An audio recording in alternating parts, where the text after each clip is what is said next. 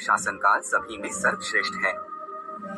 जब भगवान शिव ने चारों युग सतयुग, त्रेता, द्वापर और कलयुग चारों की वाणी सुनी, चारों के उत्तर सुने, चारों की बहस सुनी, तो भगवान शिव अपने मन में विचार करने लगे और सोचने लगे कि इनका फैसला कैसे किया जाए। पास में ही माता पार्वती बैठी थी। माता पार्वती कहती है कि है प्रभु, अगर आप ही इनका फैसला नहीं कर पाए तो फिर इनका फैसला कौन करेगा? फिर तो चारों भाई आपस में ही मर जाएंगे। हे महादेव, इसीलिए आप ही इनका फैसला कीजिए। सभी देवता मिलकर भगवान शिव से कहने लगे कि हे भोलेनाथ, आप ही इनका फैसला करें। नहीं तो चारों युग अगर आपस में लड़ने लगे तो फिर क्या होगा? सृष्टि का काल चक्र रुक जाएगा, समय का प्रवाह रुक जाएगा। हे भोलेनाथ, आप ही कुछ कीजिए। भगवान शिव कहते हैं कि ठीक है, मैं समस्त गणों की बात मानता हूँ, मैं इन चारों युगों का फैसला करूंगा। भगवान शिव ने चारों युगों से कहा कि चलो ठीक है, मैं तुम चारों की परीक्षा लूंगा और जो परीक्षा में सफल हुआ वही सबसे बड़ा होगा। सतयुग बोल उठा कि हे भगवंत, आप जो चाहे वो परीक्षा ले लीजिए, लेकिन सबसे बड़ा तो मैं ही रहूंगा। कलयुग कहता है हे प्रभु, हम भी परीक्षा देने के लिए तैयार हैं, आप तो बस परीक्षा लीजिए। चारों युग परीक्षा देने के लिए तैयार हो जाते हैं। भगवान शिव ने 100 टन वजन का एक परसा लिया, लोहे का परसा, और कैलाश पर्वत के नीचे एक तलहटी में रख दिया और उस परसा के पास में ही एक चावल का ढेर लगा दिया। भगवान शिव ने चारों युगों को बुलाया और कहा कि तुम चारों यह देख रहे हो, तुम्हारा परीक्षा अभी हो जाएगा। भगवान शिव सतयुग से कहते हैं कि सतयुग, मेरे 500 गण यहाँ बैठे हैं और इस परसा में रखे हुए चावल को बनाना है। तो इन चावलों को तुम्हारे युग का व्यक्ति ही बनाएगा और मेरे यहाँ जितने गण हैं वो सब भोजन करेंगे। भगवान शिव कहते हैं कि हे सतयुग, तुम तुम्हारे युग का व्यक्ति बनाओ और उसे भोजन बनाने के लिए भेज दो, और हम सभी लोग यहाँ खड़े होकर देख रहे हैं।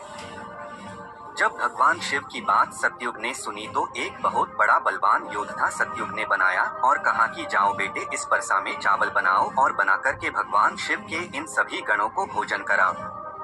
अपने महाराज का आदेश सुनकर के सतयुग का आदमी चलता है। वहां आकर के देखता है कि उस परसे का भाग 100 टन से ऊपर है, हजारों मन से ऊपर का परसा है। वह तो सतयुग के युग का व्यक्ति था, वह बड़ा ही बलवान था। उसने एक बहुत बड़ी भट्ठी खोदी, भट्ठी खोदने के बाद पेड़ों को तोड़ कर के लाया और उसने अग्नि जलाई। अग्नि जलाने के बाद परसे को एक हाथ से उठाया और उठा कर के भट्ठी पर रख दिया और चावल उठाया और परसा में डाल दिया, पानी डाल दिया और चावल बना डाला। जब बहुत विशाल परसा में चावल बन गए तो उस व्यक्ति ने, जो सतयुग का था, समस्त गणों को बैठाया, पत्तल दिया और चावलों से भोजन करा दिया। उसने अपना कार्य पूरा करके अपने मालिक सतयुग के पास आया और कहने लगा कि हे प्रभु, मैं जा रहा हूँ, अब मेरा काम हो गया है। भगवान विष्णु और अन्य लोग देख रहे थे। भगवान शिव त्रेतायुग से कहते हैं कि हे त्रेता, तुम अपने युग के व्यक्ति को भेजो और ये परसा जो रखा हुआ है इसे मैं अपनी माया से हटा देता हूँ और दूसरा इसी के समान परसा बना देता हूँ। अब तुम अपने युग के व्यक्ति से इस चावल को बनवाओ और मेरे 500 गणों को भोजन करवाओ। तो त्रेतायुग ने कहा कि ठीक है प्रभु, जैसी आपकी आज्ञा।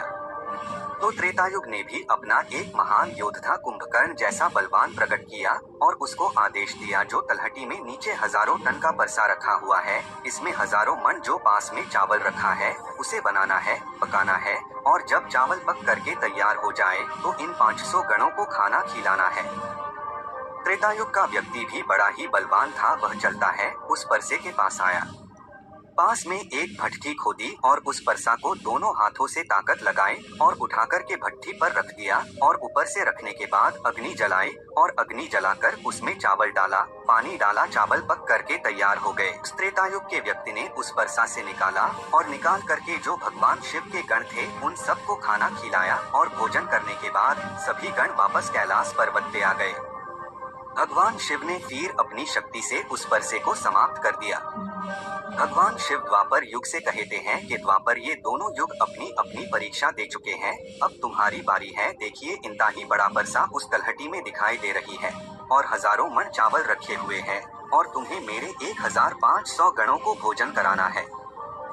द्वापर युग कहने लगा कि ठीक है प्रभु, आपकी जैसी इच्छा, मैं पूरा प्रयत्न करूंगा कि मेरे युग का जो व्यक्ति है आपके सभी गणों को खाना खिला सके।